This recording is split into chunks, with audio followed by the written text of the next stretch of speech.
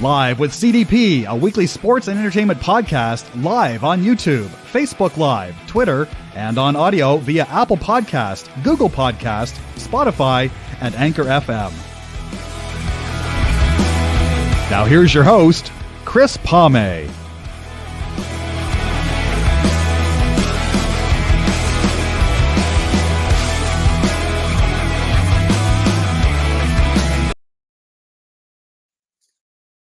Good evening, everybody. Welcome to Live with CDP's Talk, Season 4, Episode 40 tonight, sponsored by Barry Collins Chevrolet, 905 Woodlawn Road West in the Guelph Auto Mall. You guys can check out their new and pre-owned vehicles at barrycollin.com. And also, guys, the all-electric Silverado is now available for pre-ordering through barry.com as well, or give them a call at 519-824-0210, or again, barrycollin.com. And again, they're located at 905 Woodlawn Road West in the Guelph Auto Mall. And thank you so much to Barry Collins Chevrolet dealership here in Guelph for sponsoring Live with CDP podcast as well. Guys, just bear with me 1 minute, and I'm going to bring on my guest tonight. And I'm looking forward to speaking to my guest tonight. She's also a big soccer fan as well. Just give me 1 second, and I'm going to bring on my guest. Her name is Anandi Carroll-Woolery. She's the host of Rogers TV, Your Region this week. I can speak, guys. And also she's a correspondent, arts correspondent for Grand River Living with Rogers TV as well. And she's also a huge soccer fan, so a little bit about soccer as well. Just one moment, and I'm going to bring on my guest, Anandi Carroll-Woolery. Good evening. How are you? I'm great. How are you, Chris? Good. I got to slow down a little bit. Sometimes I get a little amped up doing this, so anyways, I thought I did okay with the intro. Oh, you did fantastic. And we'll both do it. I am from the Caribbean, and we speak very quickly, so I told myself, go slow, take a breath. So we'll both take a breath and we will proceed. We're good. How are you doing? I am great. It's a lovely Wednesday. I just was up in St. Jacobs to run an errand, and it's beautiful. It's a gorgeous fall day. Yeah, we were supposed to get some bad weather today, like high winds and rain and stuff, but I don't think the weather people were right about that. No, it was not as promised. It did not deliver. How was your Thanksgiving? Did you have it was really nice. Sunday, we were in Richmond Hill, and I was with my in-laws and with my nephews from Ottawa and my nephew from Bracebridge. I have a lot of nephews for some reason, because I have nephews from Florida too, and Jamaica. So got to see all my nephews and also my niece from Ottawa. And then on Monday, my son visited, and so did my brother, and we went for a walk in the Huron Natural Area. It was just low key. And even when people came on Monday, it was leftovers. I didn't have to cook. So bonus for that. That's good. Yeah, I had Thanksgiving with my mom on the Sunday. It goes by really quick, eh? It just comes and then it's like gone. And the next holiday, I think, is what, Christmas? Yes, it will be Christmas. I was going to say, hey, as we were talking earlier, I guess, what's the latest with Rogers TV? I guess your region, you're the host, and also an arts correspondent for Grand River Living. Right. So I'll clarify that. So I am a host for your region this week. I am the host, I should say, for your region this week. That's a weekly community matters show that started in May of 2019. And actually, the arts correspondent gig was my first on-air appearance for Rogers TV and for Grand River Living. And that's sort of ancient history. That was like back in 2010. And that was a great little show produced by Shane Ketness, who works out of the London Rogers TV 20. And unfortunately, the show did not, these things, they come, they go. So Grand River Living is no longer on air, but I had a great time being the arts correspondent and learning more about the vibrant art scene in the area. Okay, I should, me bad on there. I should have checked with you. And no, I love talking about it. There's no bad at all. Okay. Hey, it's a learning experience as well. Overall, how did you like doing the Grand River Living show?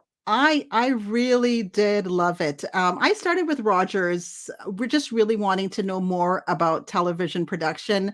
When I was a little girl, I just loved Romper Room, things like that. And I the Magic Mirror, and I see George and I see Chris, and she never said I see Anandi. And I always thought if I were the host of the show, I would call out like my brother's name and my sister's name. And I really little, I got this bug for wanting to be involved in television. My mom took me to see a taping of 100 Huntley Street. I don't know if you know that show. I It's like remember it. Yes. Yes. And I was just amazed because it's a really small stage. The studio is amazingly small. On TV, you think it's ginormous. But I got to see the magic of television and cameras and floor directors. And I took that all in. And years later, I was married, I had children, and I think I was at Conestoga Mall, and they had a volunteer fair there, and Rogers TV had a table out, and I chatted with them, and they were very friendly, and they said, yeah, please apply. And I started as a volunteer, I think back in maybe 2000 and either 2008, 2009. Or earlier. I don't know. It's been a long time. So doing camera work, going out to do hockey games, being in studio, floor directing, audio, everything you want to know about TV production. And then I think it was 2010, maybe, they had auditions for, you know what? It was auditions for something else. They wanted like a roving reporter to do like 1 minute throws or for events in the area. And I auditioned for that, and I didn't get the position, but they had my audition tape somewhere in a pile. So when Grand River Living came up, they were looking at the old audition tapes, and they offered me the chance to be an arts correspondent. So you never know, like showbiz is crazy. You get these rejections, but then sometimes they say yes as well, right? Absolutely. And I'm learning that too right now. I've been rejected a number of times by radio stations and stuff like that. But you know what? I'm not giving up on my dream and goal of being in radio. And I'm just working harder every day to produce good podcast shows. And I love hearing my guest stories too, especially people that are involved with Rogers TV like me. And it's been a pretty good opportunity for me to learn the TV side of it during camera work, and I'm hoping one day they'll have me on air. That's my main goal, is to do some on-air work for Rogers TV one day. I hope. Yeah, absolutely. And Rogers is great for getting to know the community. And you say you like stories. I have a good story for you here. So I said earlier that your region this week started in May of 2019. And yeah, we were just chugging along. And that summer, my husband, we went as, actually, I shouldn't say my husband, we went as a family, which included my husband. We went to see Come From Away at the Elgin Theatre in Toronto. So, of course, Come From Away, the story of Gander, Newfoundland, what happened there in the aftermath of September 11th. And, we were just in the, we were looking at the program, and I saw this name, and it said Barbara Fulton. And I'm like, why do I know that name? And I keep all my old emails. So I went into my phone and I looked up the name, and I'm like, oh, hello. I interviewed her for Grand River Living 2011. I actually met Barbara Fulton way back when, and she played Diane in that Toronto production. There was a couple, Nick and Diane. So Barbara was Diane. And I thought, I felt it was a bit of an omen that it was a cute coincidence. And I didn't know the full story of Come From Away. So I don't know if you know the idea behind it, that it's Janice Gowdy.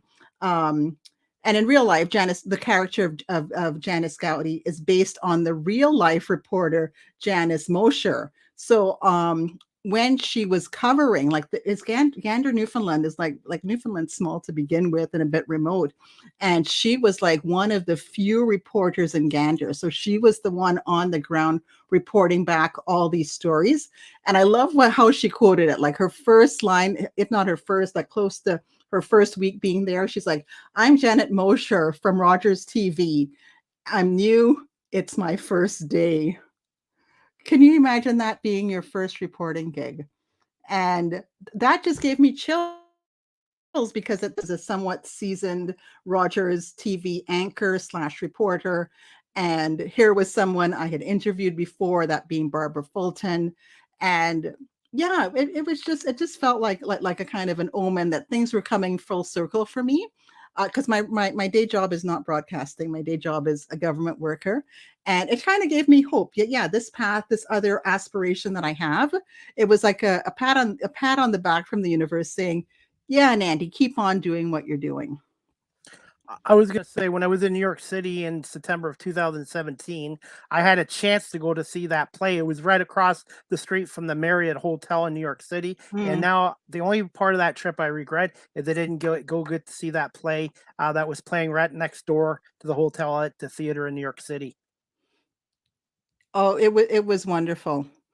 And even if you listen to the music afterwards, not even seeing the characters, like bring tissue. It is amazing. It is tears, it is joy. And makes me very proud to be Canadian, the kindness of Canadians, and we come through for each other.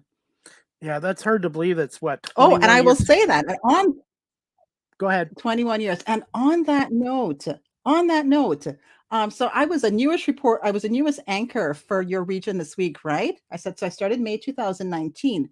And so March 2020, do you know where I'm going with this? The pandemic, March yeah. 2020, I got the call and it said, Your Region This Week is going to be on break.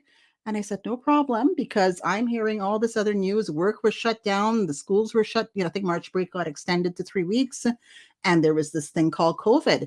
And the producer at Rogers TV, Robert Kubinga, said, well, would you be willing to do COVID-19 updates? And I said, oh, absolutely. And that was my service back to the community. Because again, I was actually thinking of come from away, because being, just getting that news out to the community and being that reassuring voice. I hope I was reassuring. I hope so.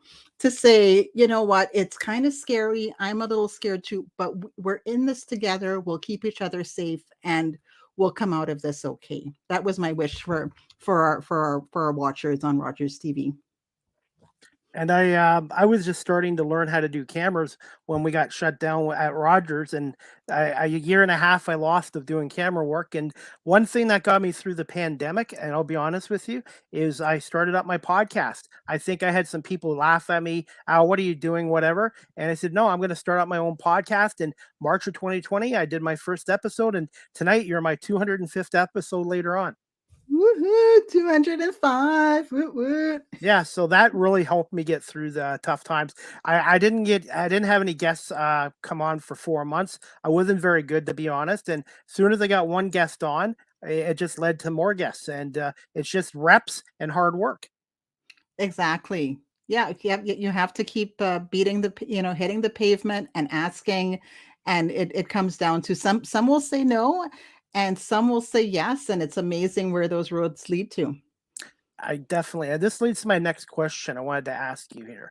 Where did you attend school, and did you have any mentor or mentors when you were in school and when you graduated from school, from college or university?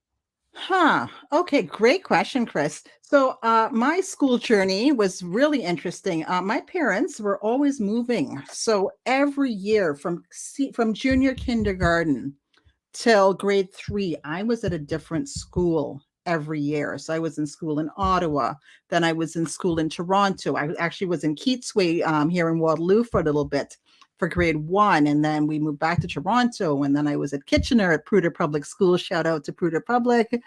And when I was 9 years old, my parents, actually just before my 9th birthday, my parents and our family moved back to Trinidad and Tobago, which is where they're from. And, for the first time, I kind of had some stability in my school life, because like I said, we were always moving, and every year was a new school. Every year, my brother and I were the new kids in school. And that's really hard. I mean, we learned resilience from that, and it was not easy. So I went to a Macarapur Girls Roman Catholic School in Trinidad and Tobago, and St. Joseph's Convent, Port of Spain, is the high school I went to, which is one of the top 10 schools in Trinidad and Tobago. As for mentors, that is a great question. I would have to say my mentor slash favorite teacher was a teacher called Mrs. Haynes. She was our science and our religion teacher. It's a convent school, so we had to take religion. And she was so irreverent when it came to the religion classes. I just loved her. She just had to teach it because she had to teach it. And that's me. Like, I tend to question things. I don't take things at face value. If things don't make sense to me, I will question it. Mrs. Haynes was great for that. She also taught biology, and I was doing great in all my subjects except biology.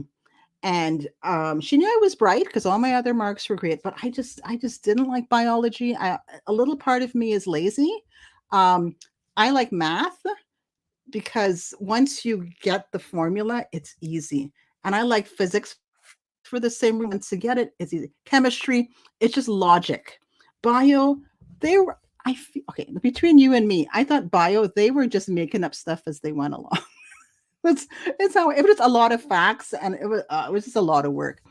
And Mrs. Haynes called my father in to talk about my grades, and I was just shocked that I could just see the disappointment that she had in her eyes. And she says, to my dad, she goes, Mr. Prasad and Andy can do so much better.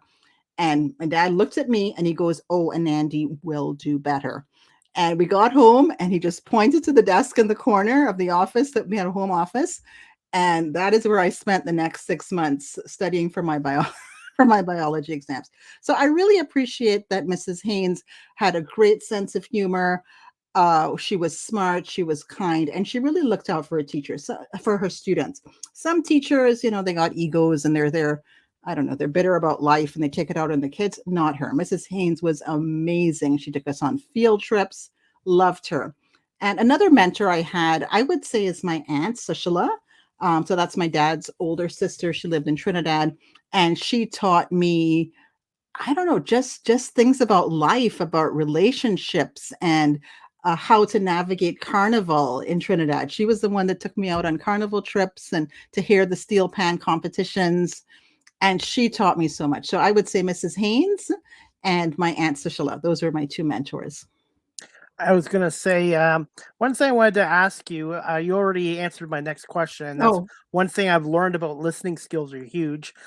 This one I wanted to ask you, I could relate to the moving. When I was younger, we moved from Sault Ste. Marie to Mississauga, to Clarkson, to Oakville, and then to Guelph. And when you're a young kid and you're taken out of a city with all your friends and moved to a new city and a new town and a new school, it's hard. And the 1 year I struggled because I didn't apply myself because I was upset about moving from Oakville to Guelph, which was back in 1981.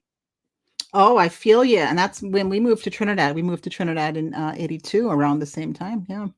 So yeah, it can be tough on young kids when you move them out of their city and to a new school and stuff like that. It really is difficult. Yeah. Yeah. So that move to Trinidad was really good because now I had that stability of being at one particular school, and then I had family there. We had lots of family. My mother's one of 11, my father's one of 5, and it was like family out the wazoo, and it was fantastic. How far is Trinidad from Canada, and how long is a flight down there? I've never even been on an airplane. Oh, okay. My husband will not be happy. I don't pay attention. I just get on the plane and I wait till I get there. Okay. I think it's 7 hours. Definitely. My next question I was going to ask you, and you already answered it. How did you become a volunteer with Rogers TV? Do you remember the first person who you talked to back then that got the ball rolling to get into Rogers? I was the person who interviewed me was Michelle Hughes, actually. And Michelle has since left Rogers, but she and I are still friends on Facebook. I don't think she was the person that I met at the volunteer fair. It was other people. But Michelle onboarded me. And then we just had to go for training. I remember going for mobile training so that we could do hockey.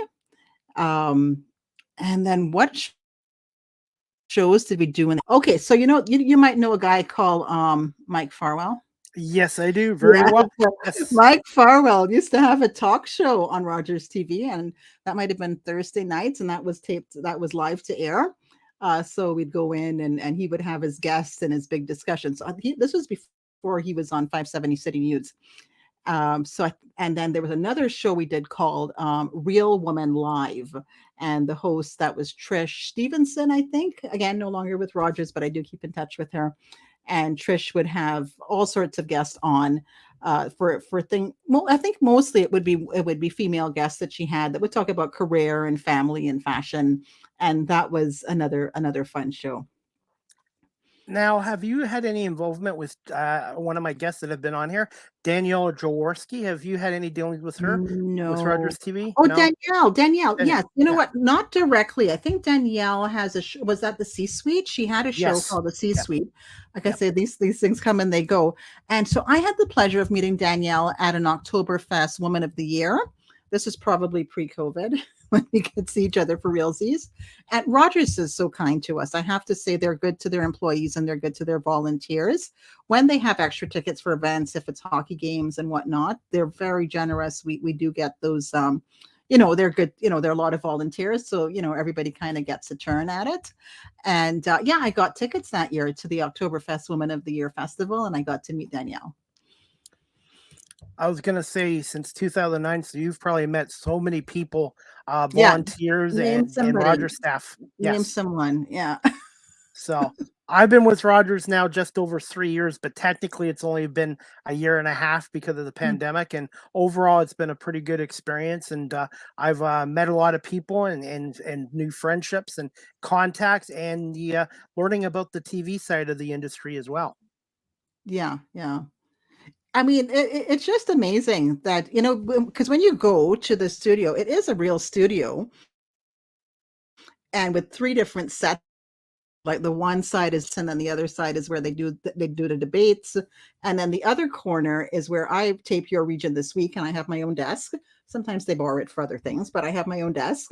And when Bingo comes on, Bingo is in the same corner that I tape, but there are panels in the back that we just shift the panels over so that it's a different background.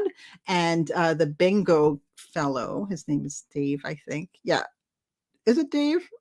He's from Lions, I think. Anyway, so then the Bingo caller and host, he has his own bingo table where the balls come up and he calls it out. And it's actually in the same corner that I tape Your Region This Week, but we shift things around so that it's a whole different set.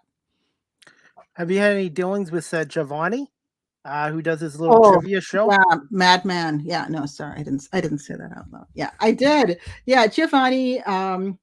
You know how I met Giovanni as well? I used to volunteer when I had a day off. I would go into studio, and I think that was the name of the show, In Studio. And that was like a morning talk show type thing with cooking segments and whatnot. And ever so often, Giovanni would pop in to give his comedy, his take on things. And now Giovanni does the RTV quiz show on a Wednesday. I can't remember the time, but he does on a Wednesday. Check out the times. He is so funny. It is trivia. And the producer is David Aguiar, and David invited me to be a guest as well. I just love popping into other people's shows. And so he was testing me on the trivia, and I didn't do too badly. I did okay. He is hilarious. Absolutely. And he's a genuine, because sometimes you see somebody on TV, they're not the same in person and stuff like that. No, Giovanni's Giovanni. Absolutely. I was going to say, right now your region. Sorry, for some reason I'm having a you called it Your Religion this week. I'm like, all right, that's when it comes back. Your region, sure. Region. It's on a break right now. So yes. You were mentioning before it could be back sometime in November, possibly. I hope so. Yes, I sort of got the news that because we're sort of down one producer, there was sort of some staffing shuffling going on at Rogers TV 20. And I understood, just I guess not a secret anymore because I'm going to say it. They're in the process of onboarding or having a new producer come on. I think they're very close to picking someone. And once that person is on, then we can shuffle things back to where they were. The producer for your region this week is Robert Kubinga, the amazing Robert Kubinga. And because he, he still needs to sleep and he has a wife, so, he had to go home sometimes. He is actually looking after hockey and a lot of the election specials as well. So that also elections have kept us busy as well. So because of that, I completely understood that your region this week had to take a break. But elections will be over October 24th. Everybody go out and vote. Make sure you're registered and be part of the decision-making process for our region, October 24th. Please vote. I'm not saying please vote. Just go and vote, okay? Just vote. And yeah, once that's out of the way, we're hoping to have a producer onboarded and our shows will go back to normal. Fingers crossed. Gonna ask you this question. How many people are normally on a set for your region? Oh my gosh. So on your region this week, before COVID, it would be myself as the host. Robert would be the producer, and we would have one person doing graphics. That would be like putting the name keys underneath and doing transitions. And there would be somebody doing audio as well with the boards. And then somebody would run the teleprompter for me because it can be quite dense. So there was 1 week the teleprompter was broken and I had to memorize the script, but I do use a teleprompter and somebody has to run the prompter for me. I was going to say, just being a volunteer at Rogers, before I even became a volunteer, I had no idea how much work there is in a scene, in a pre-production, and then set up and then tear down. The audience at home or sports fans don't realize it really is a team effort to make a broadcast. And it's not just the hosts or the broadcasters that get all the credit. You need camera guys, you need the audio guys, you need the graphics guys, you need the producer. It's truly a team effort. And that was one change I saw when I started. I also did camera work. I was a camera operator, and now in studio, all the cameras are robotic, so they're all controlled. I point up. It's not in my house, but in the studio, our studio is on the ground floor, and the control room is upstairs. So the control room upstairs was controlling the cameras. So yeah, that was one volunteer position that disappeared, was camera operators. I was gonna say, unfortunately, I still believe in camera operators because, like I said, technology is great, but sometimes it breaks down. And I was mentioning this to somebody today at BMO Field in Toronto. They will not even accept cash. If you don't have credit card or debit card, they won't accept it. And I said, Wow. what happens if you have a power outage and your machines go down? Well, nobody can buy anything. And I'm like, right. We're not supposed to talk about machines going down, Chris.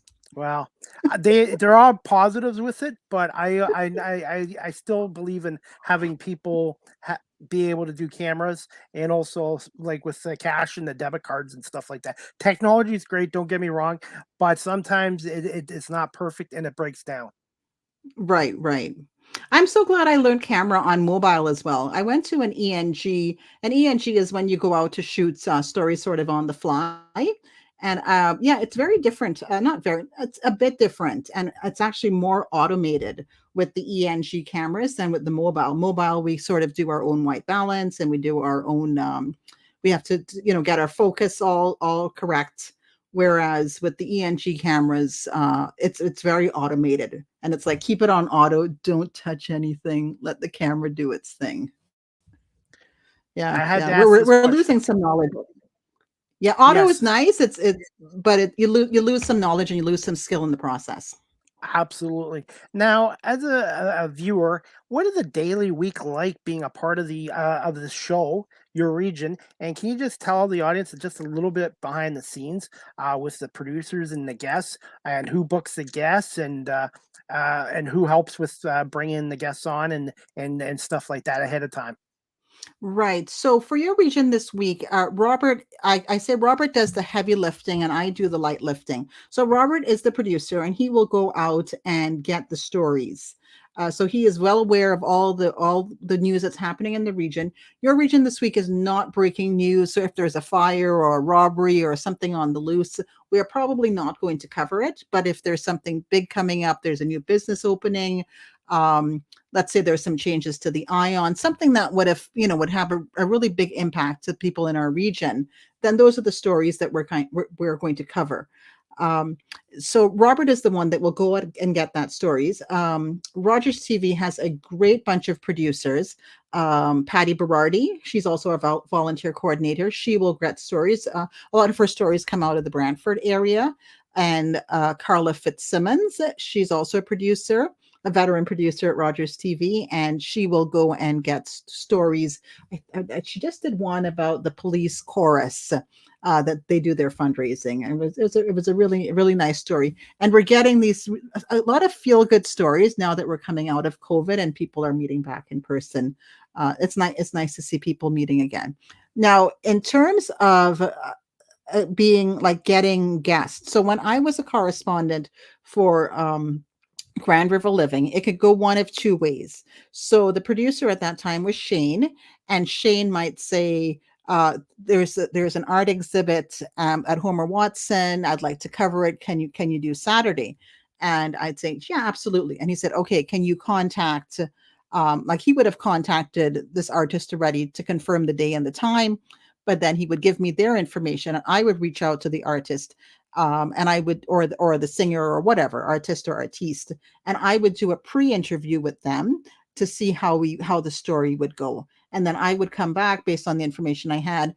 I would write up a script, and then we would show up on location and do the taping. Shane would do the camera and sort of the directing / audio. He did everything, and I would do the interview. And I would have had an intro and an outro prepared as well. And we would tape that on location. And once everything was on tape, Shane would take that back to the studio and edit. And he'd edit my story, the one that we had done together. And there might be 3 or 4 segments on Grand River Living. So he would have done that for the other correspondents as well. Usually, do you know, I'm going to say his name wrong, but he's a food critic with the CBC KW, Andrew C. Do you know what I'm talking about? No. Okay. If you go to CBC, I'm not promoting somebody else, but it's okay. CBC /KW. The food critic there. He used to be the food correspondent on Grand River Living. So this is how we all got our start. And ta-da! At the end of it, many hands went into it, and ta-da! There was a really high quality show at the end that got broadcast. Your region is usually on Friday nights at 7. Is it normally Friday nights at 7? Friday nights at 7. Yep. 7. Is it normally a half an hour show or an hour show? It is a half an hour show. It's half an hour. And if it gets preempted for hockey, don't cry. It gets rebroadcast at 10 o'clock on a Friday as well. And it does repeat throughout the weekend. And you were mentioning, how many segments do they have for a show, and what's the time frame for each segment? It really depends on the story. If it's a more in-depth story, we might just end up having 3 stories that are a bit longer. If there's hockey going on, either I will do hockey highlights, or Sean Fafaro will do the hockey highlights. Sean wouldn't be in studio. He would have taped it somewhere else, and he would give Robert his tapes. And or lacrosse. When lacrosse was happening, I was doing lacrosse highlights as well. If there's sport, we tend to throw that in. And if it's shorter stories, I think we can do probably as much as 5.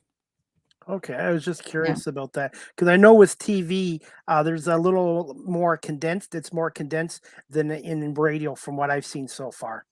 Yeah.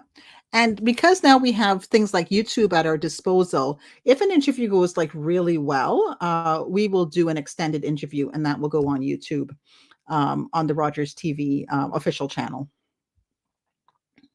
This leads to my next question. What I reworded this. Most memorable story you've covered so far with Rogers TV, and who are some of your most memorable guests you've interviewed so far in your, I think, 12-year career with Rogers? Oh my goodness. So the most memorable story was this year, actually. I went to Brantford. Now, Patty Berardi, like I said, she is based in Brantford, and somebody had contacted her from Brantford. Unfortunately, a young girl. She was 12 years old, preteen. She took her own life. She died by suicide. And it was still very new. I think maybe just over a month had passed since it had passed, and since she had passed away. And her mom just, in her own pain, she was already thinking about other families, and so that it wouldn't happen to them. And so what had happened was that Grace, I keep mixing up the mom, and I believe Grace is the little girl. Grace was having some mental health issues, and that was exacerbated by bullying at school. And it just moved me to tears what she had to go through. And all of this too was exacerbated by isolation and lack of access to resources because of COVID. And because of rules, if you're not feeling well, you can't, the rules are not bad. They're there to keep us safe. But if you are having a mental health crisis, it doesn't help. And unfortunately, Grace, I believe she found some painkillers, and unfortunately, like I said, died by suicide. So that one really did hit me hard. Just because in my own family, I have a daughter, and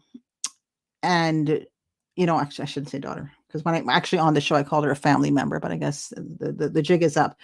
So one of my daughters, when she was in high school, was having some challenges and the pressure of school, and I as this mom was telling me all these stories, I was just thinking of my own baby, my own daughter. So I think that's why that one hit me hard. And it was, I felt, how to say, like humble seems cliched, but I was amazed that the mom would share all this information, really personal information, but she was doing it for the greater good. And that I could be part of that to tease the story out and guide it along. Yeah, that was an honor. It was like humbling, but an honor at the same time. Yeah, it's hard to describe, but that is the most memorable for sure. And who are some of your most memorable guests you've interviewed so far in your career? Oh yeah, so I already mentioned Barbara Fulton.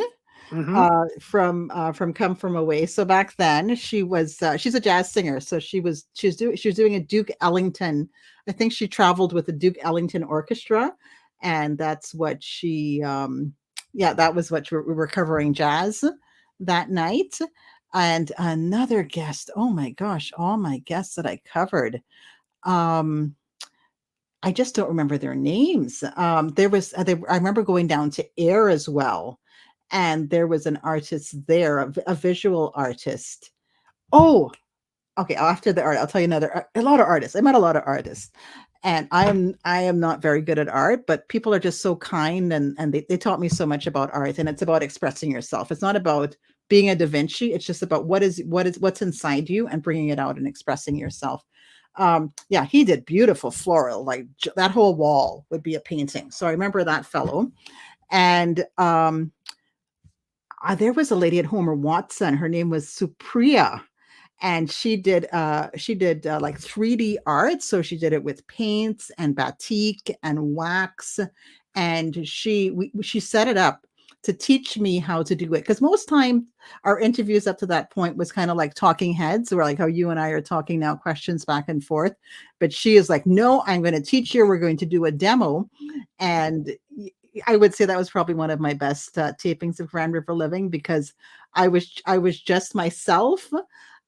You might identify with this. Sometimes when you come on, you're a little nervous, so sometimes you can be a little stiff and formal. But she just put me at my ease, and I had such a fun time. I forgot there was a camera there, so I remember that session with Supriya.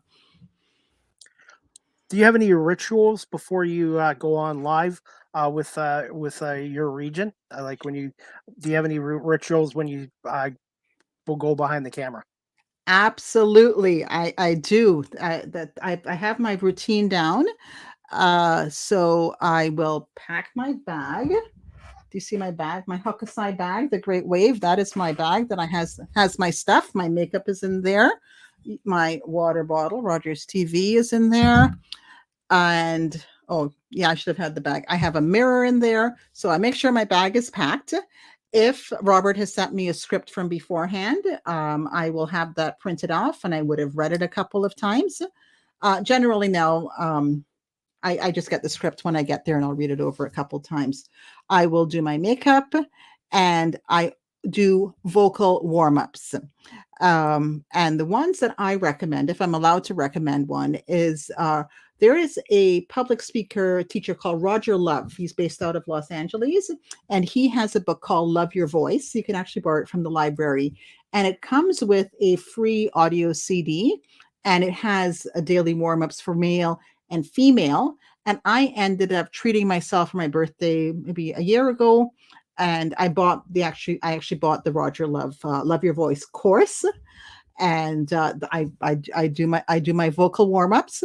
And he also has special classes as well, like not classes, lessons, I should say, depending on if you're going to do a comedic presentation, there is a lesson on that. So you can get tips on how to change your pitch and to make sure that you leave enough room for laughter. Because if you just keep going and you don't give people a chance to, if you don't want to kill the laughter if you're doing a comedic or a humorous speech. So Roger Love, that's my guy. I do highly recommend him. And when I get to the studio, Robert and I just go over the script. If it's hockey, I don't really follow hockey, Chris. Sorry. I don't know these names. Oh my, and it's a lot of Russian names and a lot of, so I have to practice the names. And if I'm not getting it from the script, I have to mark up my script and make sure that it's written out phonetically, so I do get their names correct. I should look into that Roger Love book, because I do listen to all my podcast shows after, and I've had some other guests tell me this too. They struggled when they first started going into broadcasting. They hated their voice, and I think maybe that book you just mentioned, maybe I should look into getting it and stuff like that for my voice. I do recommend it, and the audio exercises are awesome. Definitely, and like I said, and this leads my next question. I saved the best for last. Do you have any hobbies, favorite music, movies, and just tell us about soccer and the Soca Warriors? Yes. And which jersey is that, and which player is that? This is a vintage jersey. I don't think it's vintage. Somebody looked at it and said, "Oh, you got an old jersey." So this is a soccer jersey from 2006 version for Trinidad and Tobago. So where's my logo? Nice. There's my logo there. So so hobbies, like I love public speaking. Like, okay, well, because I know we only have limited time, so we'll be here forever. But I can't tell you all my hobbies.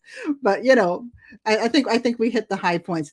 And then you were asking me what was my favorite song earlier, and I'm like, I don't know. I can give you the top 100. And then the end, we settled on the Soca. I said, let's do Soca Warriors, because I want to talk about Soca Warriors. And for movies, I want to do a shout out for Muriel's Wedding. And I believe Muriel's Wedding, which is a great indie film from Australia, that turns 25 this week. So shout out to Muriel's Wedding. So anyway, let's get into the Soca Warriors. So you guys know that this year is a World Cup year in Qatar, and Canada is going, and from CONCACAF. So if it's limited spots for CONCACAF, so that means Trinidad and Tobago did not make it, and Jamaica did not make it. My husband's Jamaican, so it's Canada. It's all good. So back in just to give some background for Trinidad is not really a soccer powerhouse per se, but they love soccer. It's because we have the British the British colonial history, cricket and soccer is really, really big there. So the closest, I guess the journey to World Cup kind of started for Trinidad and Tobago in 1973, and they were playing against the Haiti. They were actually in Haiti, And, it was a crucial game. If they won, they would have made it to the 1974 World Cup. Guess what? 5 goals were disallowed. Trinidad scored 5 times, and all 5 times those goals were disallowed. So even, you're kind of looking at the officiating, and it was a little bit of sketchy. And in the end, Haiti won 2-1. Now, I'll give away my age. Like, I was only a baby at the time. I have no memory of it, but my dad would always talk about it, right? And he was he was a little bitter about it. So now let's go 16 years later. So this is 1990. So this is the World Cup in Italy. So I would have been in high school. I would have been a teenager. So we got to the point where Trinidad just needed to tie their final game in the round robin. They were playing at home, and they were playing against USA on November the 19th, 1989. I knew it because I was there in the stadium watching that game with my dad. And there were 30,000 fans there. It was all these red jerseys, right? And we could not lose. Oh, they're not these red. It was a different red jersey. This is later. And then in the 38th minute, the USA scored. It was Calgary. He scored, and we waited. That was minute 38. And then so we had to wait the next 60 minutes. And then 90 minutes came. It was still 1-0. Trinidad had lost. So that was it. We couldn't go to Italy either. So then now, this is like November 2005. I'm a grown woman. Again, 16 years later, I'm a grown woman. I got a family. And my dad is like, oh, Anandi, did you hear? Trinidad might make it to the World Cup. And I'm like, where have I heard this again? I am not getting my hopes up. And it was not looking good. So it was kind of like a last, it wasn't even the proper round robin for CONCACAF. It was like a wild card spot. So Trinidad were playing in Bahrain in the Middle East. Trinidad was at a disadvantage because they were actually in Bahrain. And it was like, oh my gosh, it was so painful to watch. And then Trinidad and Tobago scored. And it was like, oh, can we hold it? Can we hold it? And they held it. So they actually did get to go to the World Cup in 2006, which was in Germany, actually. So I don't know if you have time to hear about how, okay, I just told you how Trinidad made it to the World Cup. Do you want to hear how I made it to the World Cup? Yes. All right. You got a few more minutes. You got a few extra minutes. Yeah. All right, let's do it. So I am all excited, and I'm like, all right, I want to go see my soca warriors, right? That's how we call them. The soca is a Trinidadian type of music, and warriors is fighters. So we are the soca warriors. And so World Cup tickets are pretty hard to come by. And to be fair to the fans, it's kind of assigned on a lottery basis. You put your name in, and then you're advised later on if you got in or if you got in or not. So I put in for 3 tickets for the 3 Trinidad and Tobago games. And again, fingers crossed. So a couple of weeks later, I got an email saying I got 1 ticket for 1 game. And it was Trinidad versus Paraguay on June the 20th, 2006 in Kaiserslautern, Germany. I'd never heard of Kaiserslautern. Didn't matter. I was going. I had my ticket. So the day, okay, I'm a bit of a procrastinator. A little bit. And my husband's reminding me, Anandi, you have your soccer ticket. You do not have your plane ticket. Can you book your plane ticket? Can you book your plane ticket? And I said, okay, fine. So June the 6th, remember that my game was June the 20th. So June the 6th, I finally go out. Back in those days, we use these things called travel agents. Do you remember those days, Chris? You didn't go online. You had to go through a travel agent to book your tickets. And yeah, I paid for I bought the cheapest ticket. It was non-refundable. Went home. Phone, like as soon as I walk in the door, I'm looking for my husband to say, dude, stop nagging me. I bought the tickets. The phone rings and I'm like, is it a telemarketer? I'm just going to leave it. And then I'm like, oh, I didn't have caller ID either. I'm like, I'll just pick it up. Let me see who it is. And so the person goes, hello, can I speak to Anandi Carroll-Woolery? And I'm like, oh, dang, telemarketer, right? So I said, yeah, it's me. And she goes, hi, congratulations. You're the first prize winner in the Yahoo FIFA sweepstakes. And I'm thinking, okay, is this a scam? And I'm thinking, did I enter any contest? And I did. I actually did enter a lot of World Cup contests, and Yahoo was one of them that I did enter. And she's like, "Are you still there, ma'am?" I'm like, "Yeah, I'm here." And so what we won, it was now a trip for 2 to Germany, not just 1. And it was 2 return airfare tickets. Oh my God, Chris, bear with me here. It included airfare and 2 tickets to see Paraguay. There it is. Tickets, plane tickets, spending money. Anyway, it was just Awesome. absolutely fabulous. Yeah, I keep all my mementos here. So yeah, so my husband and I actually went to see the Portugal game. And then then he went back to Canada and I stayed back and I watched the Trinidad Paraguay game in this shirt, and we lost. And and it was fantastic. It was like the best. And that's the soccer has a special place in my heart, and especially my Soca Warriors. And I put their website down here too if people want to check that out. Yeah. SocaWarriors.net. Nice. Thank you. No problem. I was going to say, do you have a particular favorite player? And were you able to get a lot of pictures of that trip back in 2006?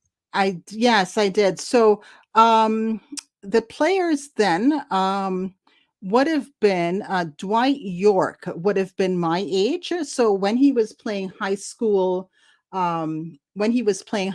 soccer and I was in high school, I would have seen him play at the high school level. And he actually went on to play English professional soccer, and he was with Aston Villa for many, many years. And as well, Shaka Hislop as well. He and I went to the same high school. And yeah, long story. I went to a convent school and I went to a college as well. So he and I went to the same college. And he is, I believe, he's a really talented goalkeeper, and he's now a commentator on ESPN. So I'm always following Dwight and Shaka. And what was the other part of the question? I guess the other part of the question was, how many pictures were you able to get of that? Oh, yeah. Oh my gosh, that was back in the olden days. Yeah. Yeah. So I still used cameras back then, and not phones. I do remember. I think we did have a digital camera, and I remember running out of space because we must have taken, like, I don't know, not millions, but probably hundreds of pictures, because this was our first time to Europe as well. And I remember going to, because we had to make room on the card. Yeah, it would have been a card. So we went to an internet cafe in Frankfurt and uploaded our pictures and then wiped it so that we could take more pictures. So I would say probably close to 800 pictures, I would say. Wow. What was the weather like down there? You remember? Oh, Frankfurt, it was beautiful every day. So this would have been summer in Germany. And it Kaiserslautern, I think it might have, it was sort of melancholy the day at Kaiserslautern was the game where Trinidad and Tobago lost, and it was a little rainy and drizzly that day. But when we went to see Iran Portugal in Frankfurt, it was a beautiful sunny evening. And honestly, I don't remember the weather, but I remember the stadiums, like really state of the art. I had never seen anything like that before. And efficient, because it's German, right? And just so clean and efficient. Getting there, the trains ran on time. You're saying, okay, how do I get to the stadium? This guy, he just pulls out this book. This is not the real book. This is a piece of paper. But he checks the time and he goes, oh, the train will be here in 2 minutes. And it was. Like Germans, they don't play. How many people were in the stadium? That's my last soccer question for you. To me, the World Cup's like the Super Bowl is for the NFL here. Well, oh my gosh, I don't know it. Does 100,000 sound to be too much? That'd probably be reasonable for a soccer game over there, especially if it was a World Cup. That's amazing. Yeah. I've been in. Sorry. I was going to say Trinidad and Tobago was about 30,000, so I'm kind of extrapolating. Yeah.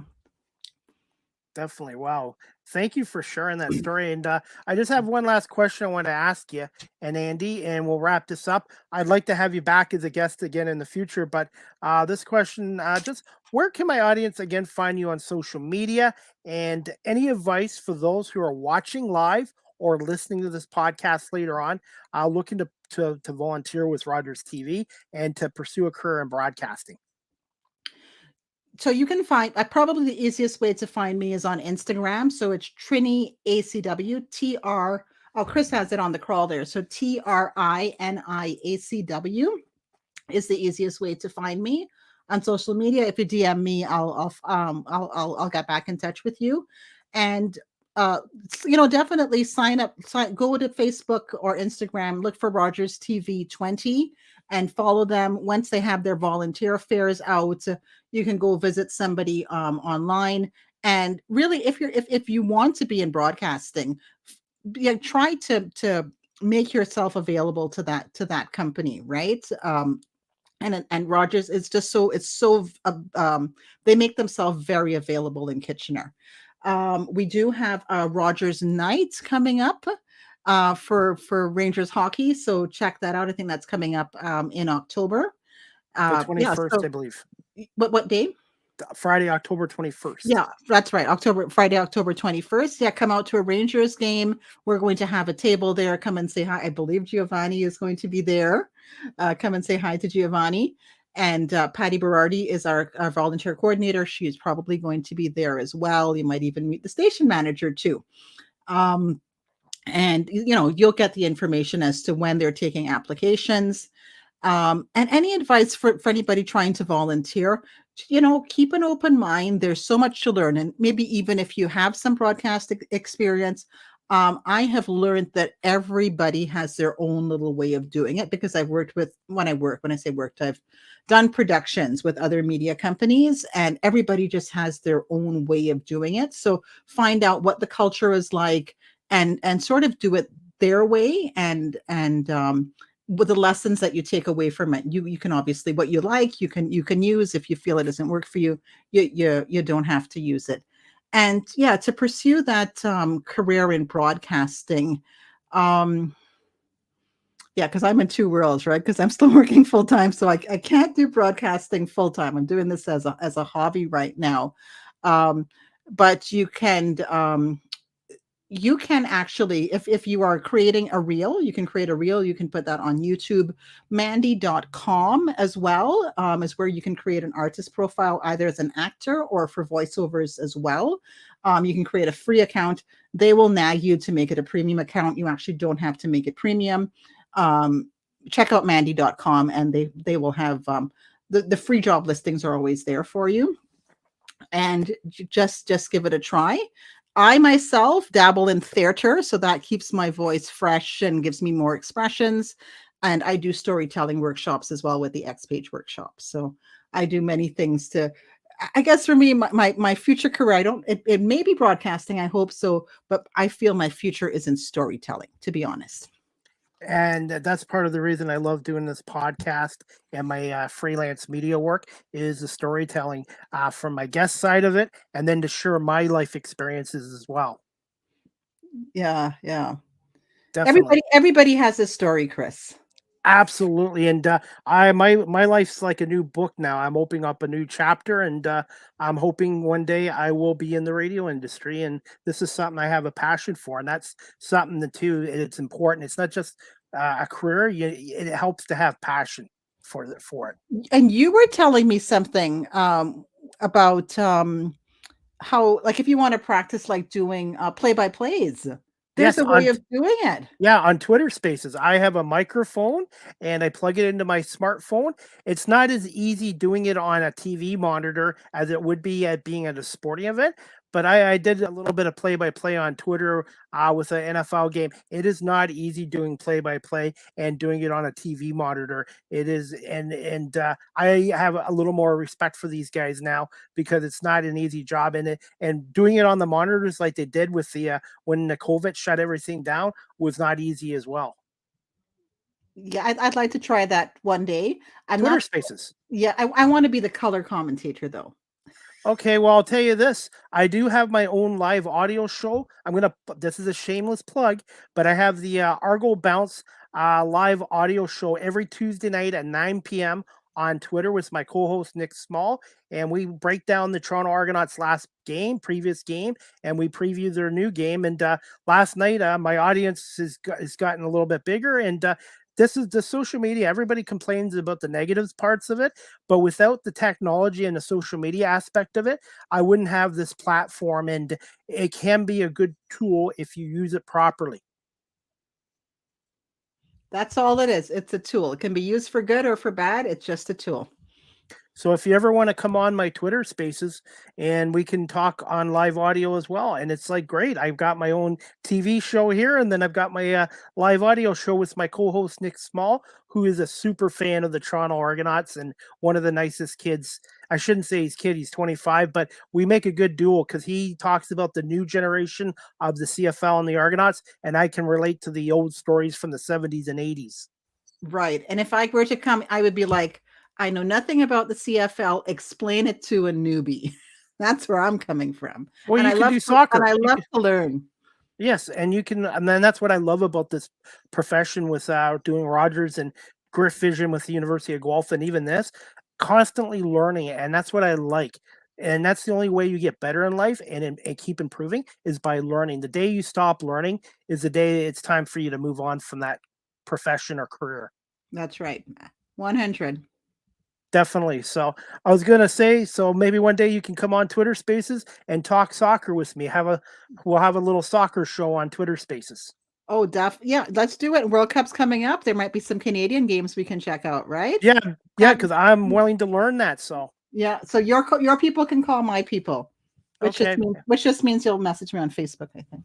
Yes, definitely. But no, I would like that, like a World Cup audio show on Twitter. And I don't know if I guess I'll have to look for you on Twitter. Yes, you said, Anandi, are you on Twitter? I'm like, I am. Do I know what my handle is? I will get that to you. Okay, no problem. I'm on there constantly, so I it's to the point where I need to hire somebody to look after my social media because there's so much of it nowadays. You gotta manage it and stuff and keep it up. What's it called? Digital content. That's right. I volunteer with my cultural association, and I'm in charge of their social media. And yeah, I gotta do something for Throwback Thursday. I gotta do something for Foodie Friday. Yeah, I always have to be creating content for those guys. And then I don't have time to do it for myself. So, all right. Well, I'm going to let you go, Anandi, but I think I kept you more than 45 minutes. But thank you so much for coming on live with CDP Sports Talk, Season 4, Episode 40, Episode 205. And I really appreciate it. And I would definitely like to have you back on here as a guest in the future and maybe do a World Cup show on my Twitter Spaces. All right. I would love to come back. Thanks for having me, Chris. You two have a great night, and we'll definitely keep in touch with you on social media. Thank you. Thanks. Good night. Good night. All right, guys. I hope you enjoyed my podcast tonight with Anandi Carroll-Woolery. And I really appreciate her coming on tonight and talking about her experiences with Rogers TV and also about her soccer team as well, the Soca Warriors as well. So I really appreciate Anandi for coming on tonight as well. Guys, just to let you know, like I said, I mentioned this earlier, the Argo Bounce live audio show is every Tuesday night, 9 p.m. on Twitter Spaces with my co-host Nick Small as we break down the Toronto Argonauts' previous game and preview their upcoming opponents. And you can check me out on Twitter at Chris D. Palme on Twitter as well.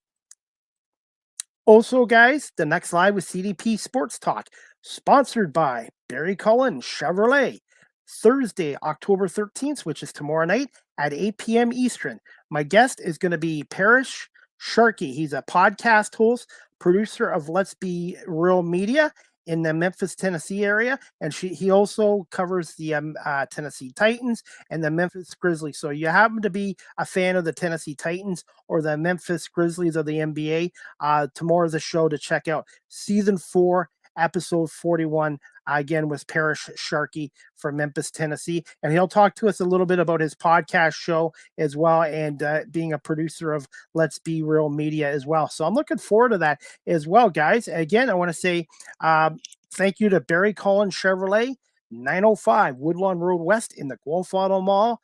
Check out their new and pre-owned vehicle selections on barrycollin.com. And also, guys, the electric Silverado is now available for pre-ordering as well. So again, check out barrycollin.com or give them a call at 519-824-0210 and just say Chris Palme, CDP sent me here as well. So special thanks to Barry Collin again, dealership, for sponsoring Live with CDP Sports Talk as well. And just like I do this with all my podcast shows, guys, give me 1 second and I'm just going to bring this up right here. Live with CDP Sports Talk.